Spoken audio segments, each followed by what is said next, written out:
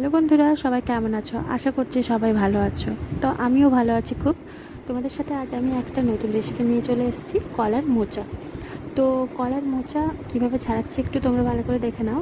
অবশ্যই যারা জানো, যারা জানো না তাদের জন্য এটা। তো এইভাবে ভালো করে পরিষ্কার করে নিতে হবে মোচাগুলোকে। তো আজকে তোমাদের সাথে মোচার একটা সুন্দর রেসিপি শেয়ার করব। তোমাদের সাথে মোচার বড়া রেসিপিটা অনেকবার শেয়ার করেছি, তো ওটা খেতে অসাধারণ হয়। তো আজকে যেটা শেয়ার করছি সেটা হচ্ছে ইলিশ মাছের তেল দিয়ে মোচার ঘন্ট শেয়ার করছি।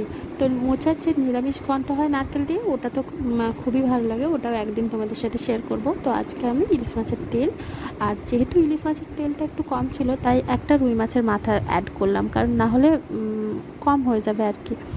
তো তোমাদের কাছে যদি ইলিশ মাছের তেলটা ভালো অনেকটা পরিমাণে থাকে তাহলে আর দেওয়ার দরকার নেই। আমার কাছে ছিল না, খুব অল্প ছিল, আর তার জন্য আমি একটা মাথা অ্যাড করলাম। ভালো করে মাথাটাকে ভেজে গুঁড়ো করে নিয়েছি, তারপর ইলিশ মাছের তেলটাকে অ্যাড করে সুন্দর করে ভেজে নিয়েছি। এরপর একটু তেল দিয়ে তার মধ্যে তেজপাতা আর একটু কুচনো পেঁয়াজ দিয়ে দিলাম। পেঁয়াজটা দিয়ে সুন্দর করে ভেজে নেব।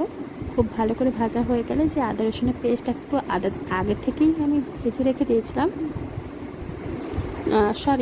বেটে রেখে দিয়েছিলাম, তো ওই পেস্টটা দিয়ে ভালো করে আমি নেড়ে চেড়ে কষিয়ে নিয়েছি। এরপর কিছু গুঁড়ো মশলা অ্যাড করলাম, যেমন হলুদ গুঁড়ো, লঙ্কার গুঁড়ো, জিরের গুঁড়ো, নুন, তারপর একটু কাশ্মীরি লাল মির্চ দিয়েছিলাম। তো সব দিয়ে সুন্দর করে আমি কষিয়ে নেবো মশলাটা ভালো করে কষানো হয়ে গেলে আমি একটু কুচনো টমেটো দিয়ে দেবো। টমেটোটা দিয়ে একটু ঢাকা দেবো, কারণ টমেটোটা একটু সফট হতে দিতে হবে, নাহলে একটু ওই শক্ত শক্ত রয়ে যাবে, খেতে ভালো লাগবে না। তো টমেটোটা দিয়ে একটু ঢাকা দিয়েছিলাম ওই 2-4 মিনিট মতো। তো সফট হয়ে গেছে, দেখতেই পাচ্ছ। এরপর এর মধ্যে আমি যে আলুগুলো ভেজে রেখেছিলাম আগে, তো ওই আলুগুলো দিয়ে দিলাম। আলুগুলো দিয়ে সুন্দর করে নেড়ে চেড়ে এরপর আমি মোচাগুলো তোমাদের ছাড়ানোটা দেখিয়েছিলাম। এরপর আমি ওই মোচাগুলো কেটে একটু নুন আর হলুদ দিয়ে সেদ্ধ করে নিয়েছিলাম, আর সেদ্ধ করার পরে জলটা ফেলে দিয়ে আরও একটু ভালো ঠান্ডা জল দিয়ে ধুয়ে নিতে হবে, কারণ না হলে ওই কষা লাগতে পারে। ওই জন্য অন্য জল দিয়ে ভালো করে ধুয়ে পরিষ্কার করে জল ছেঁকে সুন্দর করে ওর মধ্যে দিয়ে দিয়েছি। দিয়ে ভালো করে আমি কষিয়ে নিলাম। তো দেখতে পাচ্ছ সুন্দর করে কষানো আমার হয়ে গেছে।